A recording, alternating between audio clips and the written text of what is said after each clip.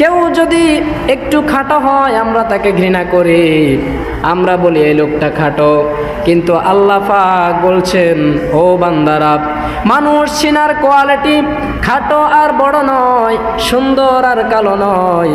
আমার কাছে ওই লোকটা সবচাইতে বেশি দামি, যেই লোকটা আমি আল্লাহকে পৃথিবীর সকল কিছুর চাইতে বেশি ভয় করে। আল্লাহ পাক বলেন, ইন্না আকরামাকুম ইনদাল্লাহি আতকাকুম, আমার কাছে দামি হচ্ছে ওই ব্যক্তি যে ব্যক্তি আমাকে বেশি বেশি ভয় করে। এজন্য সকলে আওয়াজ তুলে বলুন, ভয় করব কাকে? ভয় করব কাকে? আল্লাহ ছাড়া কাউকে ভয় করা জায়েজ নাই। আল্লাহ রব্বুল আলামিন কোরআন শরীফের ভিতরে তিনি সব কিছু বলে দিয়েছেন, বান্দা